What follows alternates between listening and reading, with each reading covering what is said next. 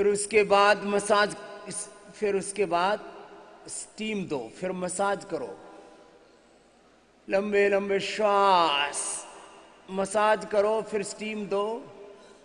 यह अभ्यास लगातार करना। और जब आपने एक्सेस फैट निकाल दिया, मोटापा का कारण चाहे थायराइड है, जेनेटिक है, less physical activity, over eating है, मोटापा का कारण चाहे अनहेल्दी लाइफस्टाइल है, वो तो सब कुछ चेंज कर देते हैं। यहाँ आते हैं ऐसे ऐसे। तो जो मोटे मोटे भाई बहन हैं वो ऐसे ही लगे रहना। रिलैक्स, चलो बैठ जाओ। एक दिन में 2 किलो वजन घटाने का तरीका बता रहा था। और जो कमजोर कमजोर से प्राणी हैं, 2-4 वो भी कहीं आंट में आ जाते हैं, फंस जाते हैं। स्वामी जी हमको तो बढ़ाना है। तो जो बढ़ाने वाले हैं वो ये सब करके जो अभी करा रहा हूं, फिर वो इतना कर लेंगे तो 1 किलो दूध पी सकेंगे। फिर वो 1 किलो दूध पीना, 100 ग्राम खजूर खाना और वेट गेन खा लेना, लंबे लंबे श्वास। और मसल बनाने हो तो आइसोवेदा या वेव प्रोटीन खा लेना। वेव प्रोटीन 80% एक्टिव प्रोटीन है और आइसोवेदा में 90% एक्टिव प्रोटीन है। लंबे लंबे श्वास करते रहो।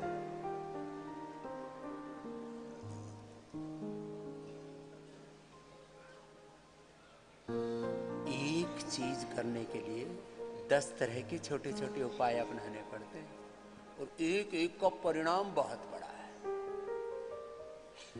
मैं 2 शब्द बोल रहा हूं, ये सारा ब्रह्मांड है क्या? कर्म और कर्म की प्रतिध्वनि। The whole existence is karma, action and the result of action. कर्म और कर्म का फल, बस और कुछ भी नहीं है। जो आप कर रहे हो, जैसा आप जी रहे हो, उसी की प्रतिध्वनि होती है आपका सारा का सारा वैयक्तिक, पारिवारिक, सामाजिक, आर्थिक, राजनीतिक, धार्मिक, आध्यात्मिक जीवन। तो चलो अब 4 भागों में विभक्त कर देते हैं। 4 टाइप ऑफ योगा प्रोटोकॉल को फॉलो करते हैं। तो लंबे लंबे श्वासों के साथ हमारे पूज्य स्वामी आनंद देव जी महाराज जी तो आनंद से मोटापा वाले अभ्यास करेंगे और पूज्य स्वामी आर्य देव जी महाराज वो मेरुदंड वाले अभ्यास कर लेंगे।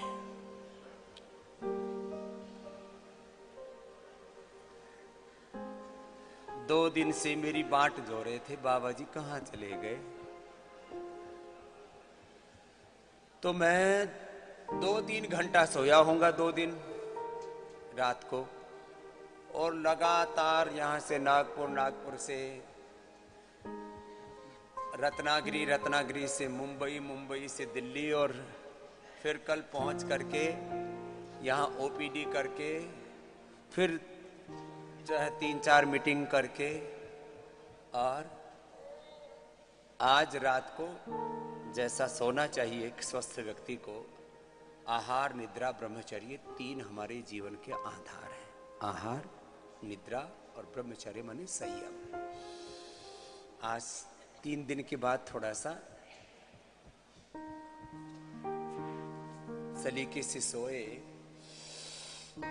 मोटापा वाले भाई बहन तो ऐसे ही लगे रहना जैसे हमारे पूज्य स्वामी आनंद देव जी लगे हुए हैं। 100-200 बार करना है एक एक अभ्यास, तत्कोणासन, चक्रियासन।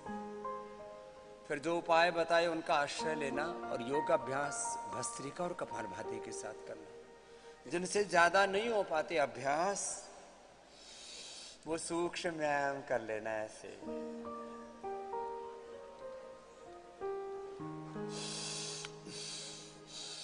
जिनको अर्थराइटिस है, सूक्ष्म व्यायाम और प्राणायाम ही करना। जिनको कमर में दर्द है, वे ये सूक्ष्म व्यायाम करके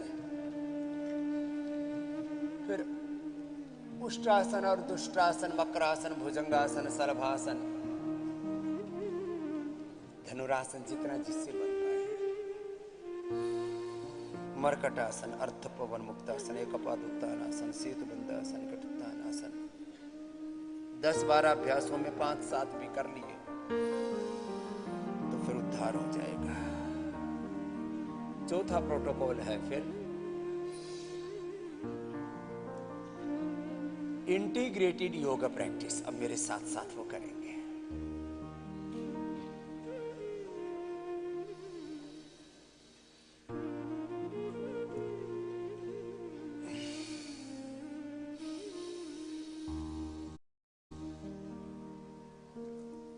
कल 5 राज्यों के चुनाव के नतीजे आए और जल्दी ही यूक्रेन और रशिया के युद्ध का भी नतीजा आने ही वाला है, क्योंकि युद्ध हमारा स्वभाव नहीं हो सकता, योग हमारा स्वभाव। और इलेक्शन भी 5 साल में एक बार होते हैं। मूल स्वभाव है लोकतंत्र में जीना, स्वाधीनता में जीना, न्यायपूर्वक जीना, शासन में जीना। आजकल शासन के साथ राशन की भी बात हो रही है, वो तो एक अलग ही रास्ता है, लंबे लंबे श्वास। लेकिन हर एक तत्व की एक प्रामाणिकता होती है। लोकतंत्र क्या है, आजादी स्वाधीनता क्या है, शासन प्रशासन का सत्य क्या है, उसमें न्याय हो, समानता हो, सर्वसमावेशी तत्व हो। तो मैंने कल कहा था भारतीय राजनीति में जो भारत दुनिया की सबसे बड़ी आबादी वाला, 2-3 दिन पहले मुझे किसी ने बताया कि अब हम ऑफिशियली आंकड़ों में भी चाइना से भी बड़ी आबादी वाले देश बन गए। लेकिन इतनी आबादी बहुत, अब इससे ज्यादा मत बढ़ाना। हमसे तो कोई खतरा है नहीं, जिनसे खतरा है वो मानते नहीं।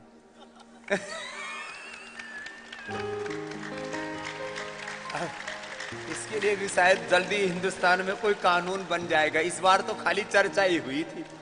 उन्होंने, राजनीतिक लोग ना पासा फेंक के देखते हैं, पत्थर फेंका, पानी में डाला, बोलो कितने छींटे आए, कैसा।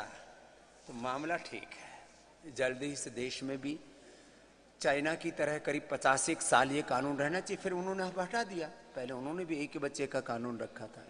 वो ज्यादा बच्चे पैदा करे तो फिर उसको जेल में ठोक देते थे, वो तो बड़ा खतरनाक देश। फिर उसको कोई सुविधाएं नहीं देते थे, सब सुविधाओं से वंचित कर देते थे। खैर, दुनिया का सबसे बड़ा आबादी वाला, दुनिया का सबसे बड़ा लोकतंत्र देश, अब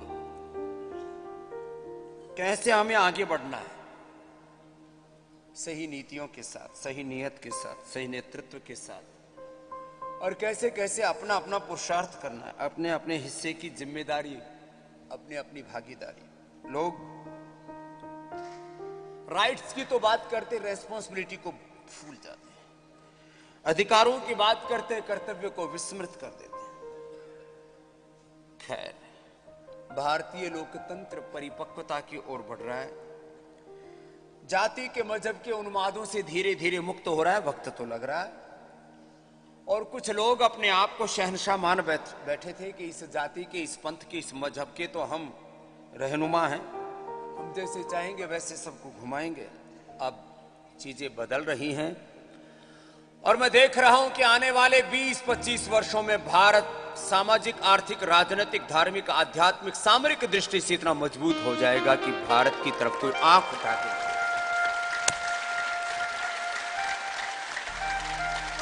वो सब प्रकार से शक्तिशाली भारत बनाने के लिए मैं सबसे पहले इंसान को शक्तिशाली बनाता हूं। चलो बैठो मंडूकासन में। जिनको कमर में दर्द है वो तो पीछे झुकने वाले कर लेना, जिनको ओबेसिटी है वो ओबेसिटी वाले कर लेना, जिनसे नहीं हो पाते ज्यादा वो प्राणायाम करते रहना। शेष मेरे साथ आए। व्यक्ति जब अच्छा बनेगा तो राष्ट्र अच्छा बनेगा, जब अच्छा इंसान होगा तो अच्छा हिंदुस्तान और अच्छा जहान होगा। मैं महान होऊंगा तो मेरा भारत महान होगा, मैं महान हूं। मनुष्य तू बड़ा महान है, तेरी आत्मा में स्वयं भगवान है। तेरी नभ से भी ऊंची उड़ान है। पापों का वेग रुके, पशुता का शीश झुके, तू अगर जो हिम्मत से काम ले, तू थाम ले अपने हाथों में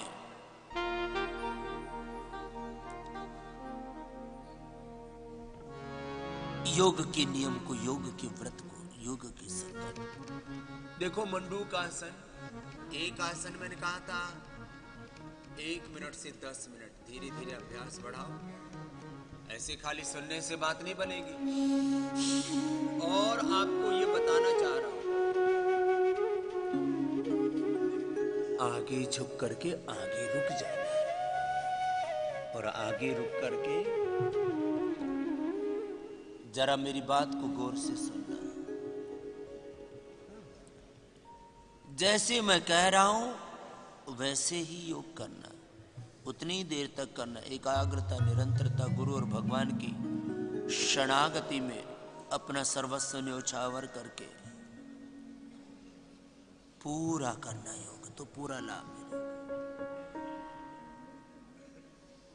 complete expression, complete balance,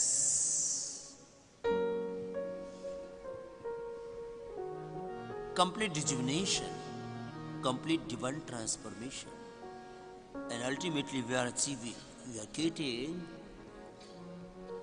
life divine through yoga, divine knowledge, divine emotions, divine action, divine life, life divine। मंडूक आसन सहज श्वासों के साथ, कपालभाति के साथ, बाह्य प्राणायाम के साथ ऐसे लगातार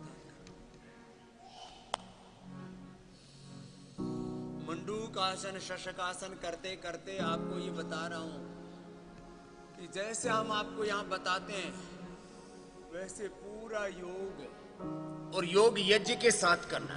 ये जो यज्ञ है ना, ये कोई धुनी नहीं जमा रखी बाबा जी की, ये एक विज्ञान है। योग एक विज्ञान है, आयुर्वेद एक विज्ञान है,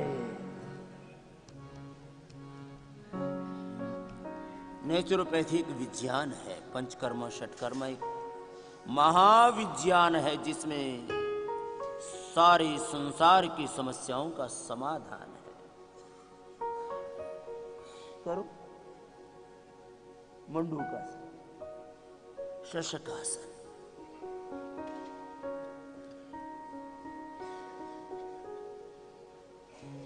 तो आज का प्रधान विषय फिर से एक बार ध्यान दिला रहा हूं।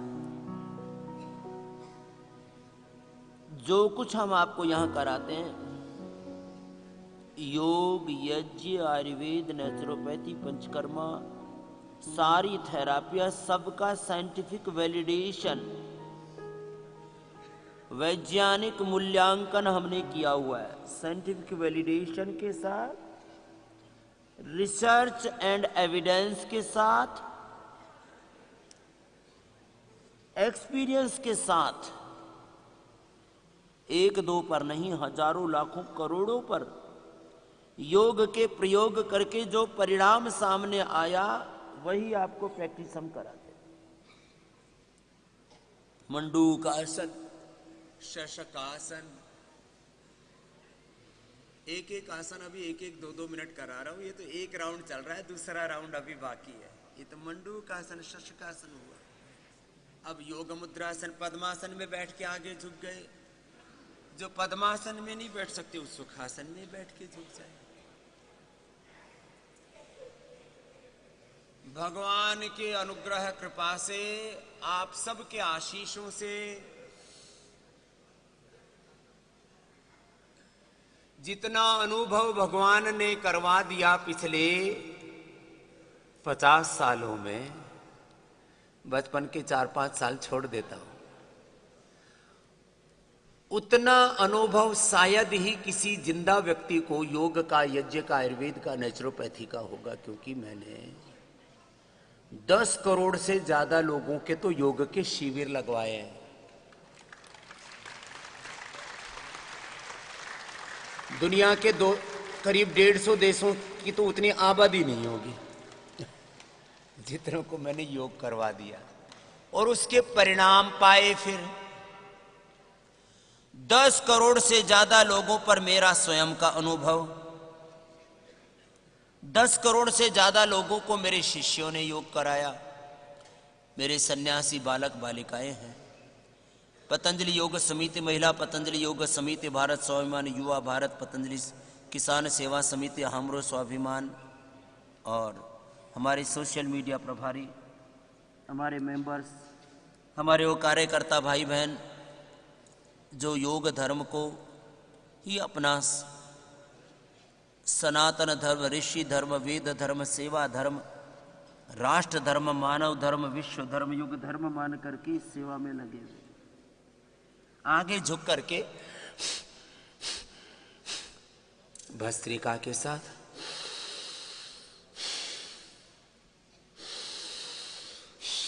कपालभाति के साथ, बाह्य प्राणायाम के साथ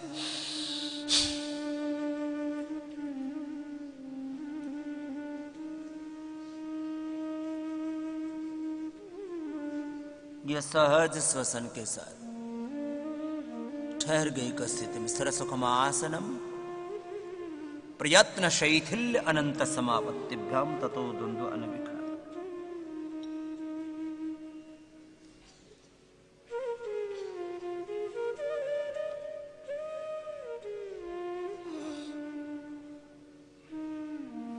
आगे झुके, आगे रुक गए। अब थोड़ी देर, एक मिनट के बाद तो तुम्हारे भीतर उचक पुचक होने लगती है, बोले अब तो बहुत हो गया, अरे थोड़ा जम के कर लो। चलो अब वक्रासन तो सब कर लेंगे,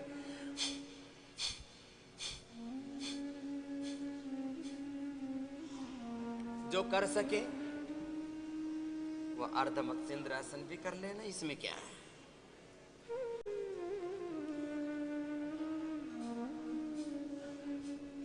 एक पैर मोड़ा ऐसे, दूसरा पैर ऐसे बाहर रख दिया इसी पैर के, फिर ये हाथ ऐसे क्रॉस करके डाल दिया।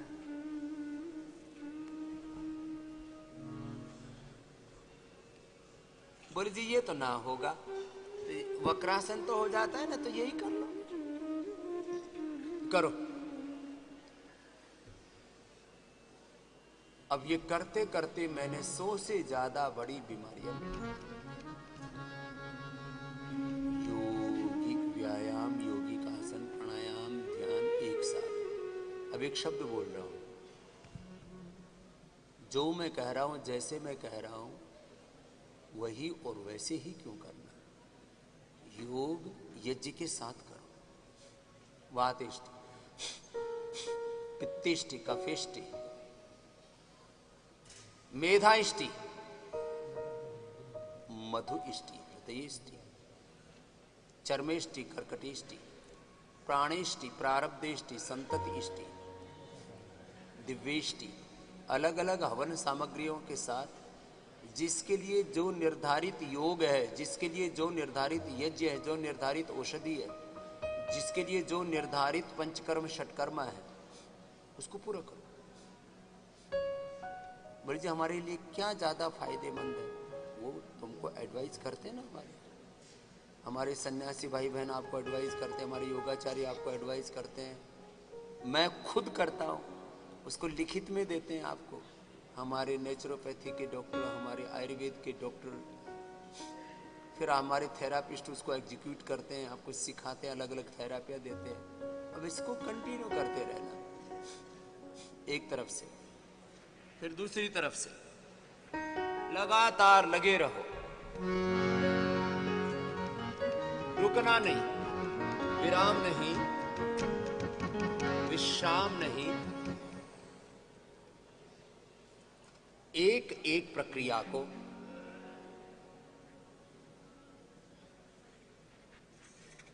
पूरा करो। देखो,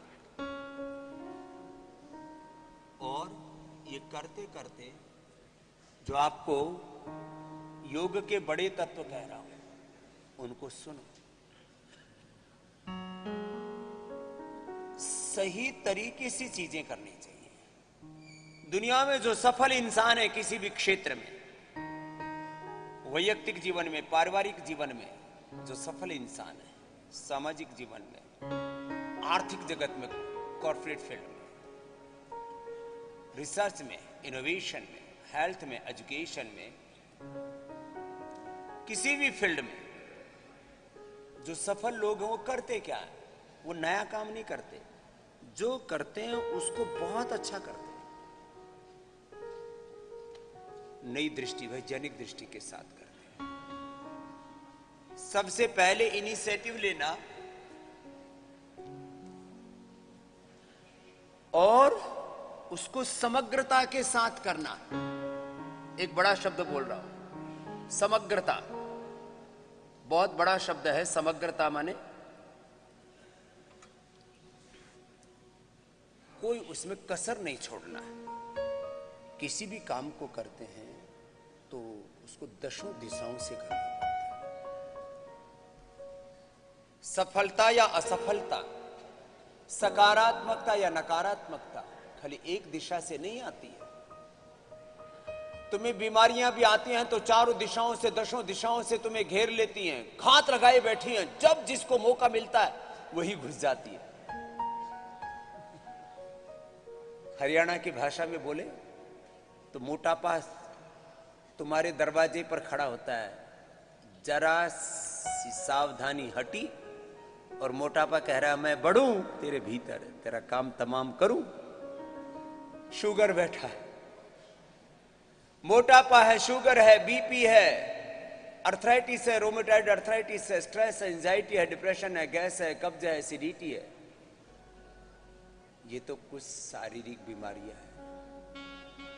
वात पित्त कफ के रोग हैं, BP, sugar, thyroid, asthma, arthritis आदि। गैस का, एसिडिटी, स्ट्रेस, एंजाइटी, डिप्रेशन। मानसिक बीमारियां, वैचारिक बीमारियां तो और ज्यादा है। शारीरिक दुर्बलता, वैचारिक दुर्बलता, दीनहीन, दुखी, दरिद्र, निराश, हताश, उदास, मायूस बैठे हुए हैं। इसलिए मुझे सुबह उठ करके जगाना पड़ता है। ऐ मेरे भाई, क्लैप्यमास्मगमा पार्थनाय तत्त्वयुपपद्यते, क्लैप्यमास्मगमा पार्थनाय तत्त्वयुपपद्यते, क्षुद्रं हृदय दौर्बल्यं त्यक्त्वा उत्तिष्ठ परन्तप। यो जागारतं ऋचः कामयन्ते, यो जागारतं सामान्यन्ते, यो जागारतमयं सोम आह तवाहमस्मि सख्येन्योगा। उत्तिष्ठत जाग्रत प्राप्य वरान् निबोधत, क्षरस्य धारा निशिता दुरत्यया दुर्गम पथस्तत्कवयो। मेरे भाई, तू जागरूक, तू होश के साथ जीवन जी, तो योगी बनकर के जी, निरोगी बनकर के जी, उपयोगी बनकर के जी, सहयोगी बनकर के जी, उद्योगी बनकर के जी, जिंदा दिल होकर के जी। मुर्दों की तरह क्यों जी रहा है?